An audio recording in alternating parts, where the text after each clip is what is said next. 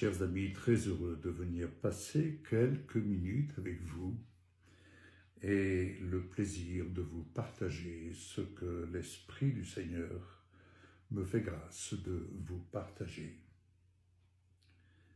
Là où est l'Esprit du Seigneur, là est la liberté. Venez avec moi dans le livre d'Ésaïe au chapitre 54. Je ferai la lecture du verset 1er au verset 8, dans la version seconde. Réjouis-toi, stérile, toi qui n'enfantes plus. Fais éclater ton allégresse et ta joie, toi qui n'as plus de douleur. Car les fils de la délaissée seront plus nombreux que les fils de celle qui est mariée, dit l'Éternel. Élargis l'espace de ta tente, qu'on déploie les couvertures de ta demeure. Ne retiens pas, allonge tes cordages et affermis tes pieux, car tu te répandras à droite et à gauche. Ta postérité envahira des nations et peuplera des villes désertes. Ne crains pas, car tu ne seras point confondu. Ne rougis pas, car tu ne seras pas déshonoré. Mais tu oublieras la honte de ta jeunesse et tu ne te souviendras plus de l'opprobre de ton veuvage. Car ton Créateur est ton époux, l'Éternel des armées est son nom, et ton Rédempteur est le Saint d'Israël. Il se nomme Dieu de toute la terre, car l'Éternel te rappelle comme une femme délaissée et au cœur attristé, comme une épouse de la jeunesse qui a été répudiée, dit ton Dieu. Quelques instants je t'avais abandonné, mais avec une grande affection je t'accueillerai. Dans un instant de colère, je t'avais un moment dérobé ma face, mais avec un amour éternel, j'aurai compassion de toi, dit ton Rédempteur, l'Éternel. Cette parole, nous la lisons dans le contexte d'une prospérité future d'Israël. Mais ce qui attire mon attention, c'est par rapport à notre actualité et l'actualité de l'ensemble des églises, de l'ensemble de la chrétienté. Autrement dit, élargis l'espace de ta tente, qu'on déploie les couvertures de ta demeure. Ne retiens pas, allonge tes cordages et affermis tes pieux. Bien-aimés, l'Esprit de Dieu, au jour où nous recevons Jésus, Yeshua, dans notre vie, comme sauveur et libérateur de ces œuvres de ténèbres qu'il met en fuite dans les lieux arides qui leur sont réservés, la prière de la foi dans la tente du juste devient ce que le pinceau est pour l'artiste peintre. La prière met en œuvre ce que l'Esprit de Dieu inspire dans le cœur où il demeure en Seigneur, en maître d'œuvre. L'œuvre de la prière qui est mise en lumière est l'expression vivante de l'Esprit de Dieu qui émane de la bouche où il demeure. Venez avec moi dans la deuxième épître aux Corinthiens. Paul nous écrit au chapitre 3, verset 17, il dit ceci. « Or le Seigneur, c'est l'Esprit avec un grand E. Et là où est l'Esprit du Seigneur, là est la liberté. Très souvent, cette notion de liberté, on se dit « je suis libre ». Là où est l'Esprit du Seigneur, là est la liberté pour l'Esprit de Dieu de manifester par notre bouche ce qu'il veut manifester, exprimer, nous amener à confesser. Oui, Seigneur, que ta volonté soit faite sur la terre comme au ciel. Cette volonté, elle s'accomplit non pas par nos propres forces, mais par la puissance de l'Esprit du Seigneur qui demeure en nous. Et l'Esprit du Seigneur, nous lui donnons la liberté. La liberté est l'expression, la confession de ce que nous disons croire, de ce que nous disons avoir foi dans le contenu de la parole.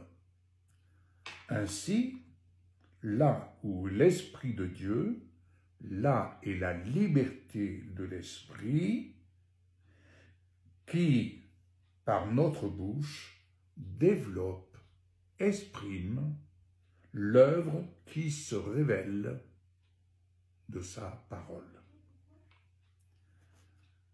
Galates 5 nous dit quelque chose d'important. Galates 5, verset 1er. C'est pour la liberté que Christ nous a affranchis.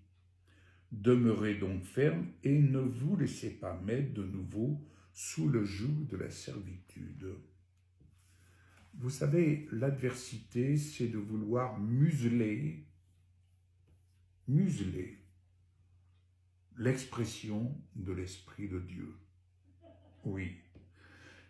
Lorsque nous acceptons Jésus, nous nous faisons porteurs de ce qu'il désire exprimer et ce que Jésus lui-même, en étant dans l'exercice de son ministère sur terre, il a exprimé la volonté de Dieu. Il a exprimé, il a annoncé ce que Dieu désirait faire entendre.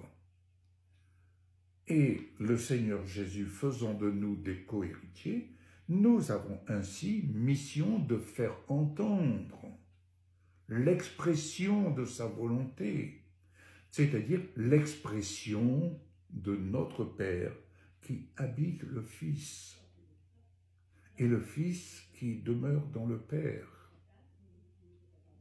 Bien-aimés, il est très important de comprendre ce que l'Esprit de Dieu veut nous amener à exprimer. Vous allez comprendre. La prière est donc cet outil que la bouche, notre bouche, utilise, tel l'artiste peintre utilise son pinceau pour écrire sur son tableau l'œuvre qu'il visionne et dont il a la lecture. L'amour de la parole, c'est avoir l'amour de la lecture de l'œuvre de Dieu. C'est pourquoi Jésus, quand il dit « Mes paroles sont esprit et vie », la lettre tue, mais mon esprit, l'esprit de la parole, vivifie et l'encourage. Et l'œuvre de l'esprit qui se manifeste par la prière, par la confession, elle vise à décrire la beauté de l'œuvre de la parole. Ainsi, la prière qui émane du cœur, où Jésus demeure, libère l'œuvre de l'Esprit de Dieu.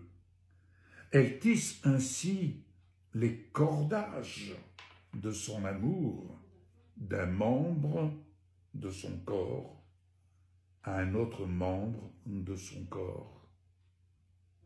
Les couleurs de son œuvre mettent en lumière les aspects diversifiés qui émanent de sa parole. Et il nous est dit ici, pour conclure, toujours à partir du verset 17, je rappelle, « Or, le Seigneur, c'est l'Esprit, et là où est l'Esprit, là est la liberté pour l'Esprit de Dieu, de nous utiliser comme des instruments de sa justice, et je dirais dans le cas présent, des instruments qui vont mettre en lumière son œuvre. » Voilà ce à quoi vous êtes destinés, à mettre en lumière son œuvre. Oui, vous avez à mettre en lumière votre propre tableau de son œuvre, celle dont vous avez la lecture. Pourquoi? Parce que nous tous, dont le visage découvert reflète la gloire du Seigneur. Ainsi, ce qui découle du ministère de l'Esprit de Dieu, dans toute sa liberté, met notre visage à découvert avec pour conséquence ce qui reflète dans la logique de Dieu ce que nous manifestons de l'Esprit de Dieu. C'est ce qui nous transforme de gloire en gloire. Parce que lorsque nous inclinons notre esprit, lorsque nous soumettons notre esprit, pour avoir, envers et contre tout, la lecture d'en haut à la lumière de sa parole, l'œuvre de l'esprit, nous lui laissons ainsi la liberté et nous lui prêtons notre bouche afin que l'Esprit de Dieu puisse ainsi se manifester et que nous en exprimions ce qu'il nous inspire et ce qui émane de notre relation avec lui, une relation d'amour. Je rappelle cette parole que l'Éternel a dite à Josué, que ce livre ne s'éloigne point de ta bouche, médite-le jour et nuit, et tu réussiras dans tout ce que tu entreprendras. Tu réussiras en ayant ainsi la lecture de l'œuvre de sa parole. Que le Seigneur vous bénisse. Mettez-vous en exercice. Vous pouvez le faire. Vous pouvez l'exprimer. Lorsque l'Esprit de Dieu en vous, vous lui laissez la liberté d'exprimer ce qu'il vous donne et ce qu'il vous fait grâce d'exprimer en l'honneur du nom de Jésus, notre Christ, Jésus-Christ glorifié. Au revoir, excellente journée, à très bientôt.